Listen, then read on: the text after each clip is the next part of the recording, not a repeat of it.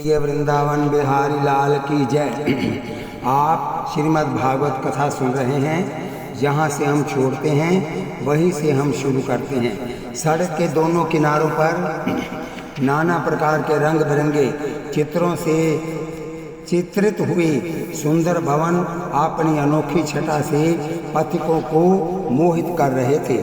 एवं सुंदर बाजारों में भव्य विपट्ठियाँ नाना प्रकार की बहुमूल्य वस्तुओं से अलंकृत होकर आँखों को चकाचौंध बना रही थी।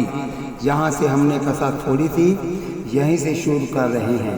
कथा सुनिए, माला पकड़ के नाम जपिए, इसको सब्सक्राइब लाइक शेयर कीजिए।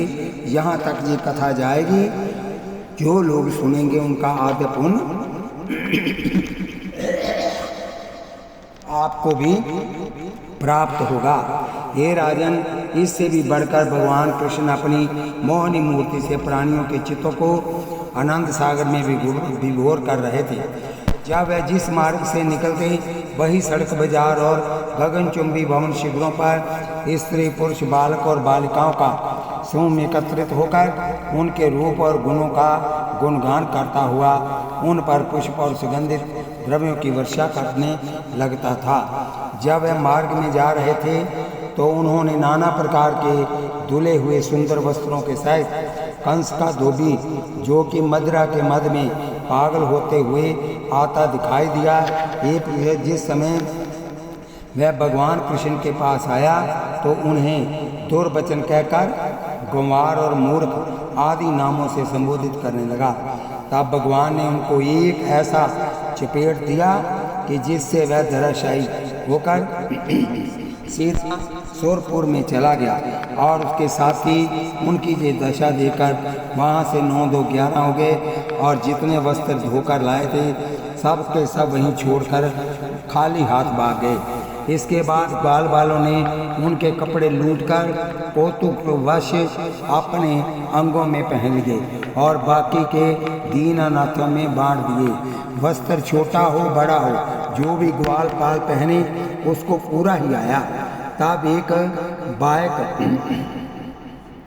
बायक नामक दर्जी, जो वास्तव में हरि भक्त था, वहां आकर सब ग्वाल बालों के कपड़े ठीक कर पहना दिए। तब उसी समय एक श्रीदामा नामक माली पुष्पों का हार लेकर आ उपस्थित हुआ और भगवान कृष्ण की बहुत प्रार्थना करता हुआ उनके गले में डाल चरणों में लौट गया। तदनंतर भगवान ने उसे उठाकर अपनी छाती से लगा लिया और दर्जी के सहित उसे मन इच्छा वरदान देकर विदा किया। भगवान श्री कृष्ण का धनुष तोड़ना। श्री सुखदेव जी कहने लगे, ये राजन, जिस समय श्रीदामा माली को वरदान देकर भगवान श्री कृष्ण मथुरा की सुंदर गलियों में से गुजर रहे थे, उसी समय कुब्जा नाम की दासी चंदन धूप दीप लेकर भगवान की पूजा करने की इच्छा से अपने द्वार पर खड़ी हुई थी। ज्यों ही भगवान उसके द्वार के आगे से निकले, त्यों ही वह उनके सामने हाथ जोड़कर खड़ी हो गई और चंदन धूप दीप आदि से उनकी पूजा कर नाना प्रकार से स्तुति करने लगी। तब भगवान ने प्रसन्न होकर उसके पैर पर अपना पैर और ठोडी के नीचे उंगली लगाकर ज्यों ही एक झटका दिया, त्यों ही उसका कुबड़ापन नष्ट होकर दिव्य रूप हो गई। ये कौतुक देख समस्त नगर निवासियों ने धन धन कहकर भगवान के जयकार की झड़ी लगा दी। तब प्रसन्न होती हुई कुब्जा ने भगवान से प्रार्थना की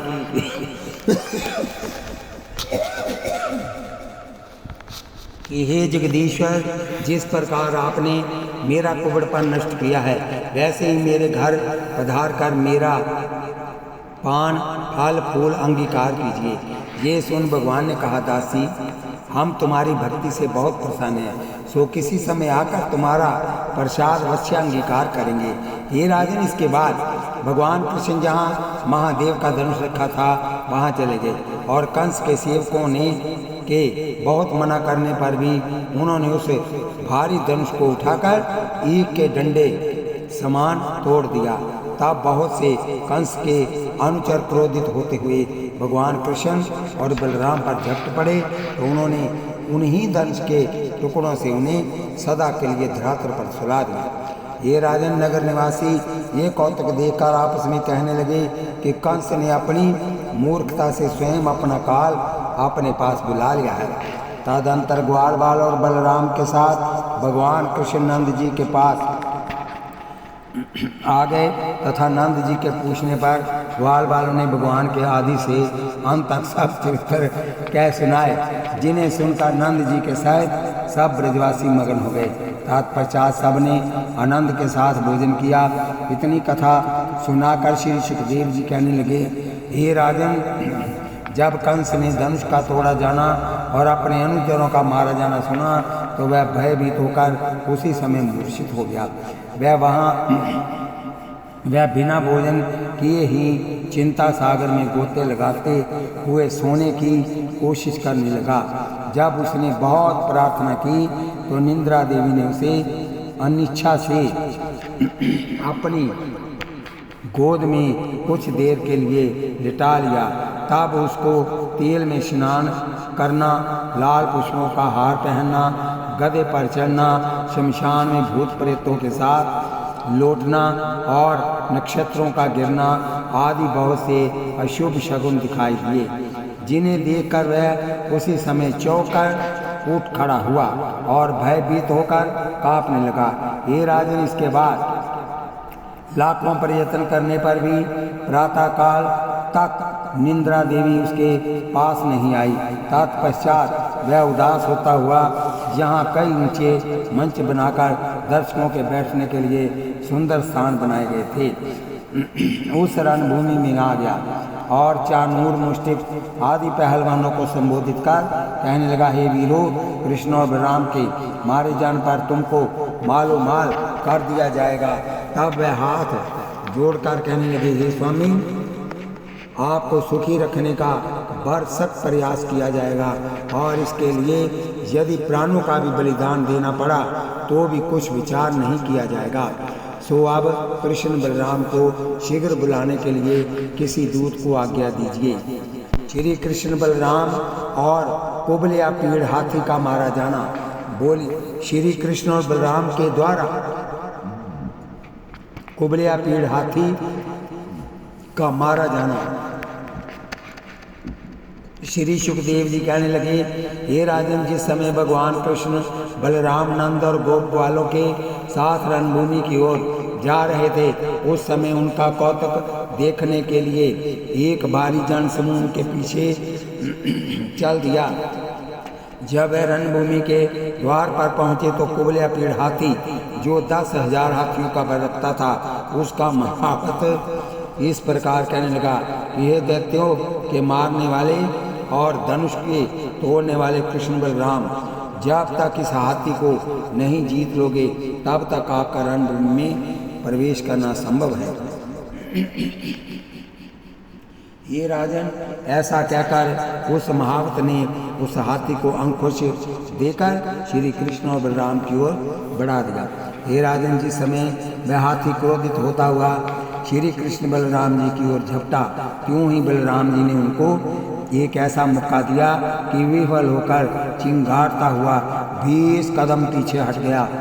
तब दर्शक बलभद्र जी ने के अपार बल की बढ़ाई करने लगे। महावत ने क्रोधित होकर हाथी को पूरी शक्ति से अंकुश का प्रहार देकर उसे उसकी ओर बढ़ा दिया। अंकुश और बलराम की मार से पीड़ित होकर क्रोधित होता हुआ वह हाथी श्री कृष्ण बलराम जी पर पाल की तरह झपटा। हे राजन, जब उसके पास आते ही बलराम जी ने उसकी पूंछ और श्री कृष्ण ने उसकी सूंड पकड़कर चक्कर लगाते हुए मुष्टिक प्रहारों से उसे जर्जरित करने लगे। हे राजन, इसके बाद वह गजराज जब श्री कृष्ण और बलराम के मुष्टिक प्रहार से निर्बल और विह्वल हो गया तो भगवान कृष्ण ने एक ऐसा झटका दिया कि वह मूर्छित होकर पृथ्वी पर गिर पड़ा। उसके दोनों दांतों उखड़ गए। दोनों भाइयों ने उसके मस्तक दांतों को उखाड़ दोनों भाइयों ने उसके मस्तक पर प्रहार कर सदा के लिए उसे सतनाम श्री वाहिगुरु कर दिया। जब कंस के कुछ सेवक उनसे युद्ध करने आए तो उन्हीं गज दांतों के प्रहारों से उन्हें भी सुरपुर भेज दिया। हे राजन, तब सब नगर निवासियों ने भूतल से और देवों ने नवमंडल से भगवान की जय जयकार कर उन पर पुष्पों की झड़ी लगा दी। हे राजन, उस समय श्री कृष्ण बलराम के शरीर पर रक्त बूंदे भूतल पर वीर बहुतियों की तरह और पसीने की बूंदें कमल पर उसकी बूंदों की तरह अपनी अनुपम छटा दिखाकर दर्शकों के चित्तों को आकर्षित, आनंदित और आश्चर्यचकित कर रही थी।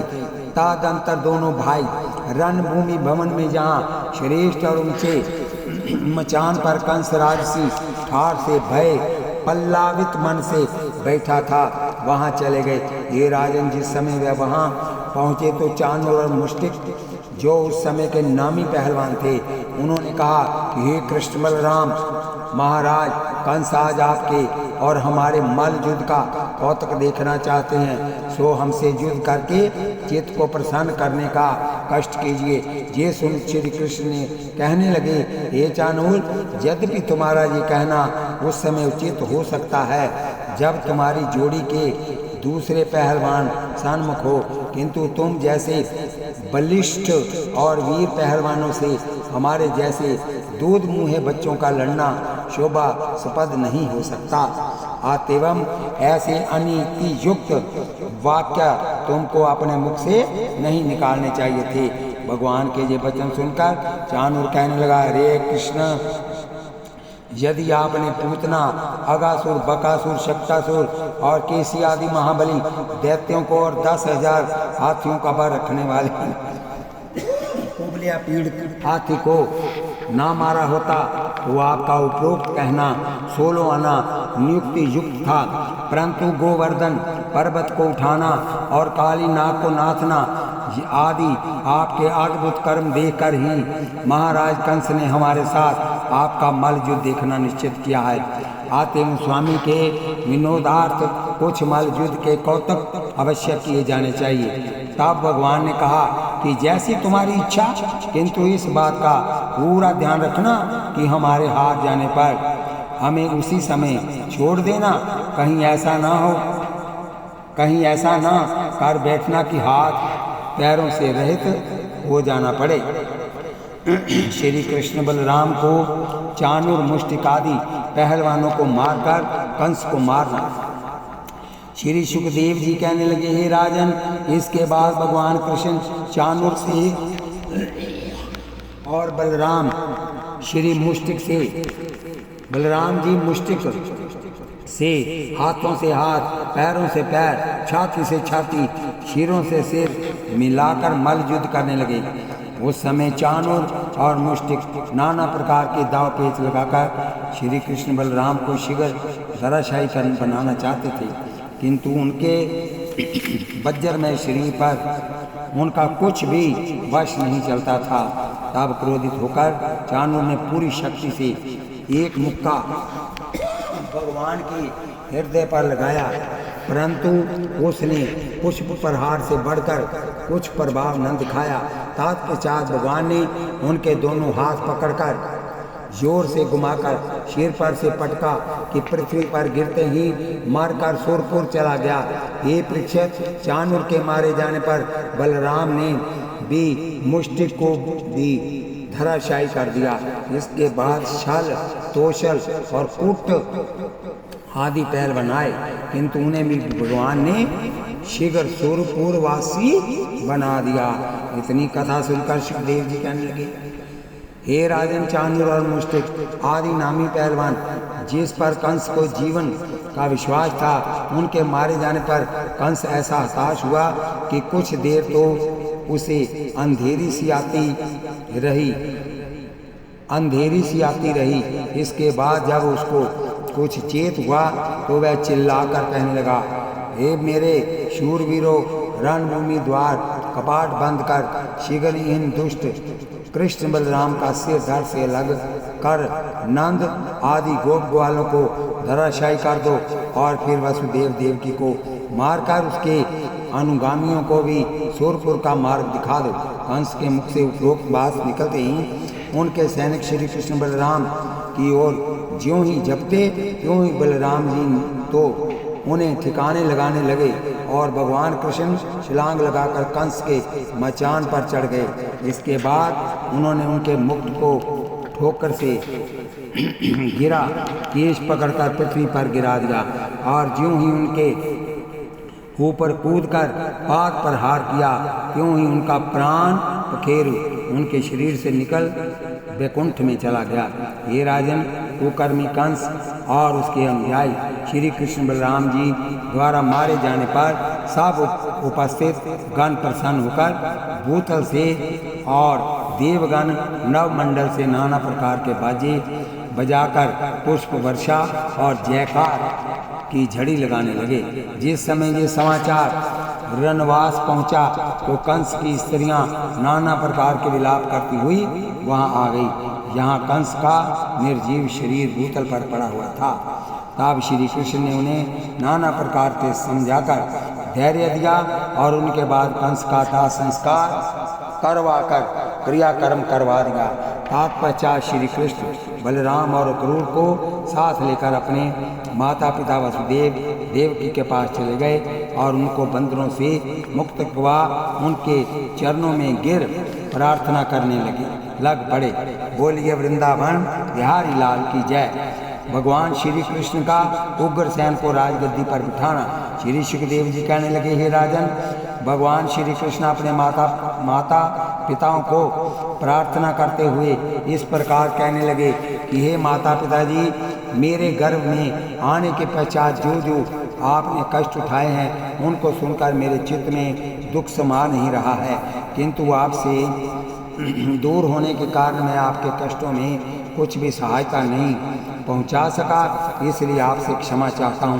क्योंकि जिसके माता पिता जिसके सामर्थ्य सामुख या प्रोक्ष होते में कष्ट भोगते हैं अथवा जो अपने माता पिता की मनसा वाचा कर्मणा से सेवा नहीं करता, जो अपने माता पिता गुरु और बड़े बूढ़ों की तन मन धन से सेवा न कर अपने स्त्री व पुत्रों का पालन नहीं करता, उसका संसार में मनुष्य शरीर धारण करना व्यर्थ है और वह मरकर संसारी दुख और अपयश के साथ अनंत समय तक नरक का दुख भोगता है।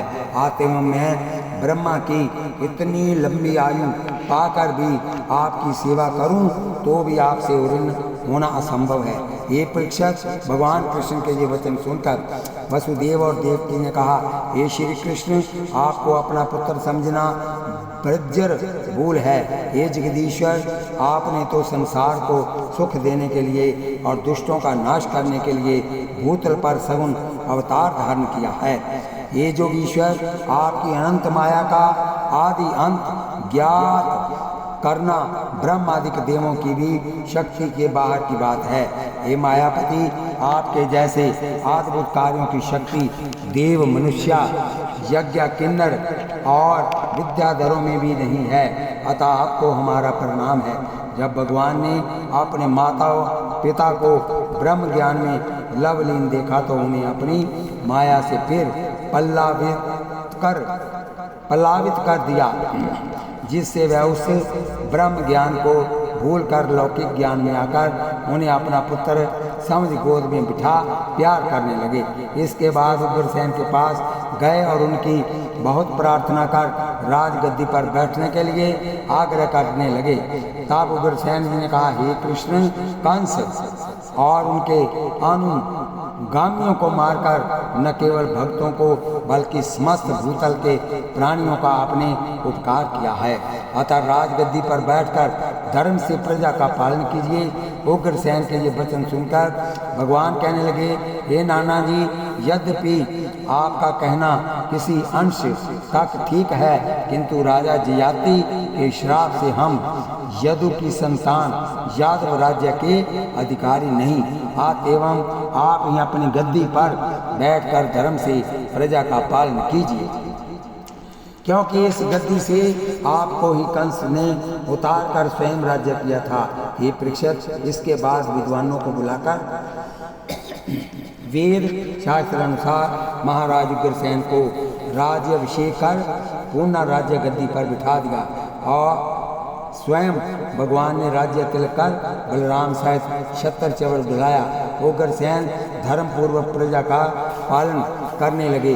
हे राजन, तब श्री कृष्णचंद्र ने वसुदेव से कहा कि हे पिताजी, गोप वालों के साथ नंद को आए हुए बहुत दिन हो गए हैं, सो इन्हें आज वृंदावन के लिए विदा कर देना चाहिए, क्योंकि वहाँ यशोदा माता और अन्य ब्रजवासी बहुत चिंतित हो रहे होंगे। भगवान कृष्ण की ये बात सुनकर वसुदेव और बलराम जी बहुत से द्रव्य पदार्थ लेकर उनके साथ नंद जी के पास चले गए। चल दिए।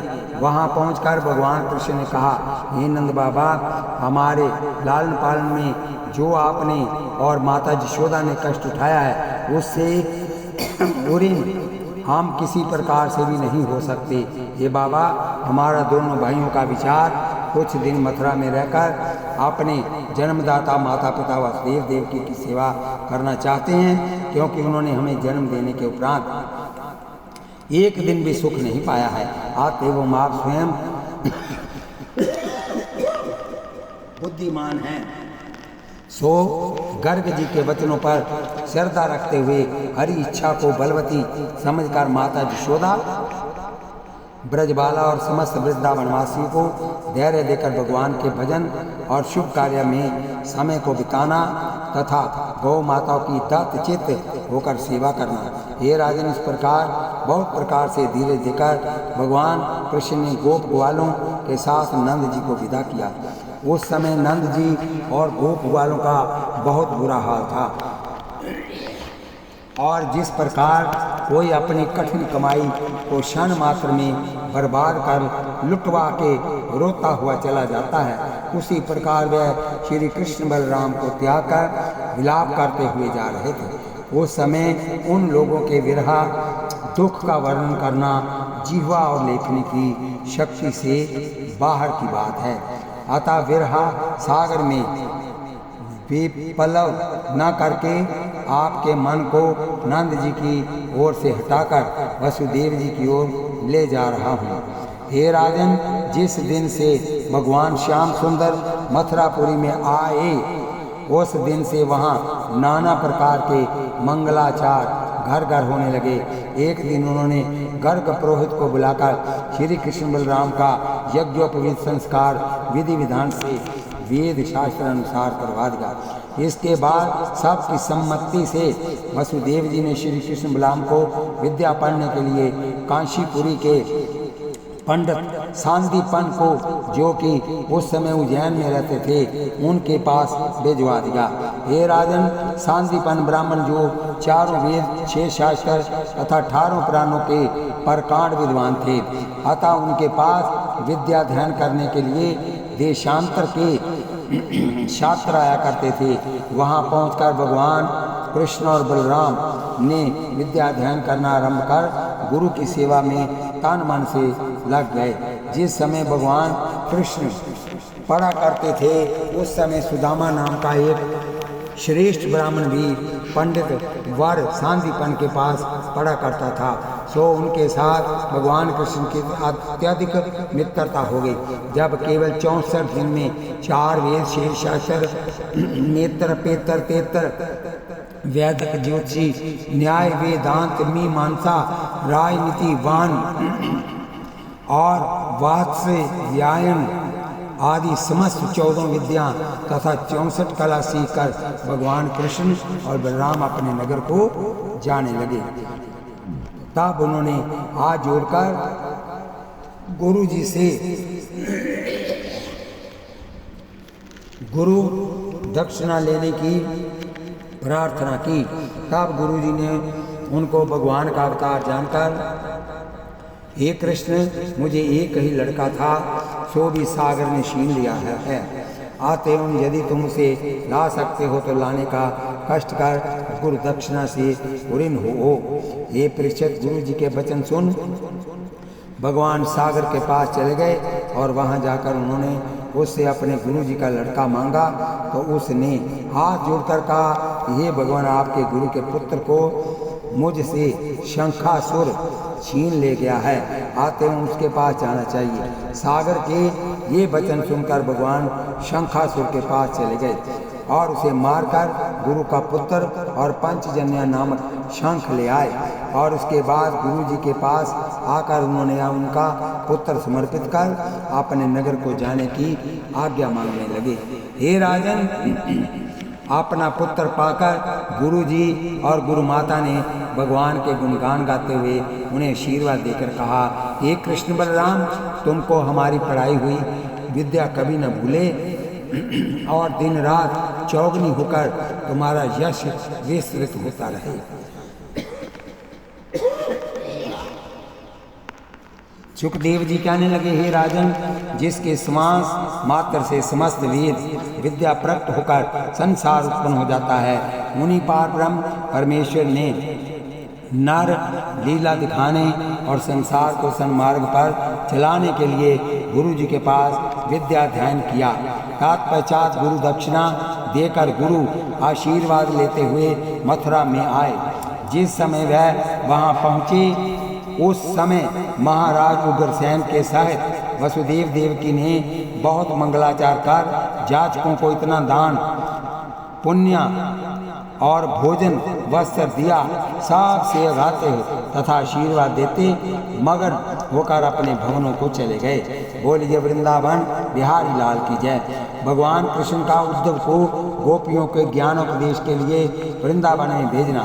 श्री सुखदेव जी कहने लगे, हे राजन, एक दिन भगवान श्री कृष्ण ने साक्षात बृहस्पति के शिष्या और ज्ञान के सागर अपने मित्र उद्धव भक्त को बुलाकर हाथ में हाथ मिला प्रेम पूर्वक कहा, हे मित्र, आप वृंदावन में जाकर नंद यशोदा और गोपिका तथा समस्त ब्रजवासियों को मेरे वियोग रूपी असहाय दुख अंधकार को अपने ज्ञान रूपी सूर्य की तेजस्वी किरणों से दूर करके रोहिणी माता को अपने संग रथ पर बिठा कर ले आएगी। क्योंकि मैंने आते समय उनसे कहा था कि या तो मैं स्वयं आऊँगा या अपना सखा भेजूँगा।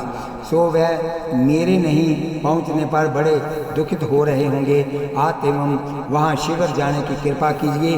भगवान के वचन सुन उद्धव जी रथ को सजा वृंदावन की ओर चल दिए। हे राजन, जिस समय वह संध्या के समय वृंदावन में पहुँचे तो देखा कि सघन वृक्षों पर नाना प्रकार के सुंदर पक्षी बैठे हुए अपनी मनोहर बोली से मानो हरि गुणगान पथिकों के मन को हार रहे हैं तथा धौली, पीली, श्याम और चितकबरी और गौएं अपने वत्सों के साथ भगवान के विवाह में इधर उधर घूम रही हैं तथा नाना अलंकारों से सुसज्जित गोप और गोपांगनाओं गो दुग्ध दोहते समय भगवान कृष्ण की बाल लीला के गुण अनुवाद गा कर उनके ध्यान में मगन हो रहे हैं। एवं घर घर में संध्या वंदन, हवन, गो ब्राह्मण की पूजा, पितृ देवाचरण और नाना प्रकार से भगवत भजन कीर्तन और वेदाध्ययन तथा शास्त्र पठन पाठन सम्यक प्रकार से हो रहा है। ये परीक्षित, इस प्रकार समस्त ब्रजवासियों को धर्म और भगवान के ध्यान तथा कर्तव्य में मगन देकर उद्धव कुछ देर के लिए अपने न केवल ज्ञान को बल्कि अपने आप को ही भूल गए।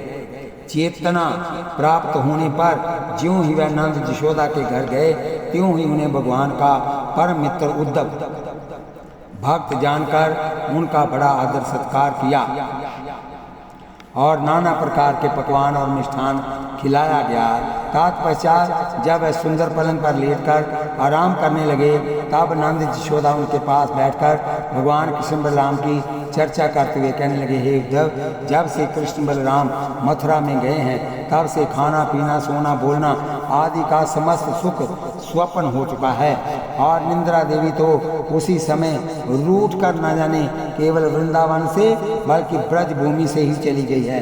हे उद्धव, जिस समय हम वन में भगवान के पद चिन्ह देख लेते हैं तो हमको ऐसा लगता है कि मानो यहीं कहीं कुंजों में छिपे हुए होंगे, किंतु कुछ देर खोज करने पर जब ज्ञान होकर उनका मथुरा में जाना याद आता है तो सच मानिए हृदय टुक टुक हो जाता है। हे उद्धव, पूतना, अगासुर, बकासुर, केसी और व्योमासुर आदि राक्षसों का मारना, गोवर्धन पर्वत धारण करना, काली नागनथना, कुबलिया पीड़, चाणूर, मुष्टिक और कंस जैसे कुकर्मी का मारना तथा 3 तार का शिव जी का धनुष एक ही हाथ से तोड़ना आदि अद्भुत कर्म जिस समय याद आते हैं उस समय गर्ग जी के वचनों को सत्य मानकर उन्हें परमेश्वर मानते हुए संतोष का घूंट भर लेते हैं। किंतु जब ये ज्ञान लुप्त होकर उनको अज्ञान से कभी पुत्र समझ लेते हैं तो चिंता की चिता में चेतनाहीन चितचीड़ की लकड़ी की तरह चस चस कर चैन सहित जल जाता है। नंद यशोदा के ये वाक्य सुनकर उद्धव जैसा परम ज्ञानी भक्त भी कुछ देर के लिए चिंता सागर में मगन होकर गोता खाने लगा। जब उन्हें चेतना हुई तो वह नेत्रों में नीर मारकर कहने लगे, हे माता यशोदा एवं बाबा नंद, आपके प्रेम ज्ञान और भक्ति को कोटिशा धन्यवाद है और आपको अनंत बार प्रणाम है। हे नंद, जिनके घर स्वयं पार ब्रह्म परमेश्वर अवतार धारण कर बाल लीला के अद्भुत कार्य दिखाकर सुखी करते रहे हैं, उनके बराबर विश्व में कौन भाग्यवान हो सकता है। हे नंद यशोदा, आपको संसार में सर्वश्रेष्ठ धर्मात्मा कहने में हिचकिचाहट करना अपने आप को धोखा देना है, क्योंकि जिनके चरणों की रज के लिए बड़े बड़े जोगीश्वर और मुनीश्वर हजारों वर्ष कठिन तपस्या करते हैं तथा ब्रह्मादिक देवता लालायित रहते हैं, वह ही जगदीश्वर स्वयं आपके यहाँ अपनी बाल लीला दिखाते रहे हैं। अतः आपको संसार में धन्य समझकर कभी चिंतित नहीं होना चाहिए। हे नंद, आपको अपना पुत्र समझना वज्र भूल करना है, क्योंकि वह तो अजन्मा निराकार अनंत और अखंड है। उनकी माया का शेष वेद पाना शेष महेश शारदा गणेश और सुरेश की भी शक्ति से बाहर की बात है। उनमें संसार को क्षण में उत्पन्न और नष्ट करने की शक्ति है और उन्होंने केवल पृथ्वी का भार उतारने के लिए तथा भक्तों को सुख देने के लिए संसार में सगुण अवतार धारण किया है। अतएव उनको पुत्र नहीं केवल परमेश्वर ही समझकर यदि ध्यान करते रहेंगे तो वियोग रूपी दुख आपको कभी ना सताएगा, बल्कि सदा सुख सागर में गोते लगाते रहेंगे। हे राजन, इस प्रकार ज्ञान उपदेश देकर जिस समय वह सोने लगे तो उन्हें हारा थका जानकर नंद यशोदा जी भी कृष्ण गुण गाते हुए शैया पर लेट गए। जिस समय 4 घड़ी के तड़के उद्धव जी उठकर जमुना जी में स्नान करने चले तो उन्होंने देखा कि प्रत्येक घर में दीप जलाकर दूध बिलोती हुई गोपिकाएं भगवान कृष्ण की लीला का गुणानुवाद कर रही हैं। हे राजन, इस प्रकार उनको भगवान के प्रेम में अनुरक्त देकर उद्धव जी को अपनी भक्ति तुच्छ सी जान पड़ी और वह सोचने लगे कि इस ब्रजवासियों को जो पहले ही भगवान कृष्ण की भक्ति और प्रेम के पक्के रंग में रंगे हुए हैं, कौन ज्ञान उपदेश देने की शक्ति रख सकता है।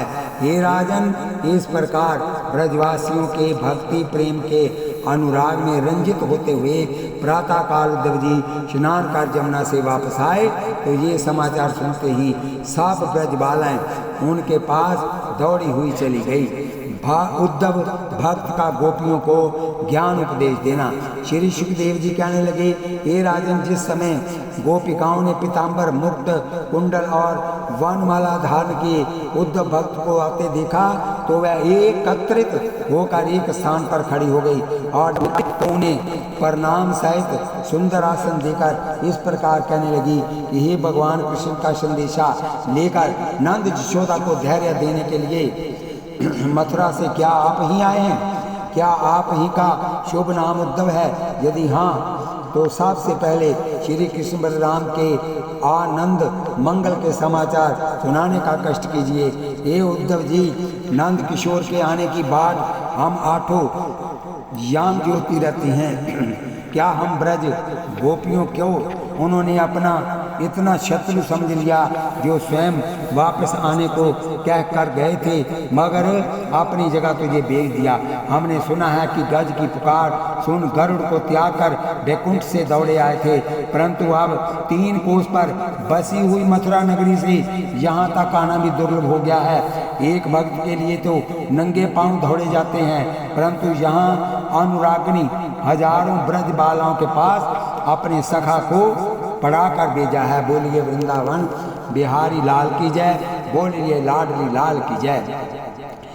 हे परीक्षक, इस प्रकार बाल ब्रज बालाएं भगवान के वियोग में उद्धव को संबोधित कर उन्हें ताड़ना देने लगी। उद्धव जी गोपियों के भक्ति और प्रेम रस में सने हुए स्नेह देकर उद्धव जैसी परम ज्ञानी भक्त भी अपने समस्त ज्ञान को एक बार भूलकर उनकी भक्ति के प्रबल प्रवाह में कुछ देर बहता चला गया। बोलिए वृंदावन बिहारी लाल की जय। जब कुछ चेत हुआ तो इस प्रकार हाथ जोड़कर कहने लगा, हे ब्रज बालो, आपके प्रेम और भक्ति को बारंबार धन्य और आपको बारंबार प्रणाम है। शेष कथा हम कल फिर सुनाएंगे। यहीं पर विश्राम देते हैं। इसको सब्सक्राइब, लाइक, शेयर कीजिए ताकि जो लोग इन कथा को सुने। बोलिए बांके बिहारी लाल की जय, बोलिए लाडली लाल की जय।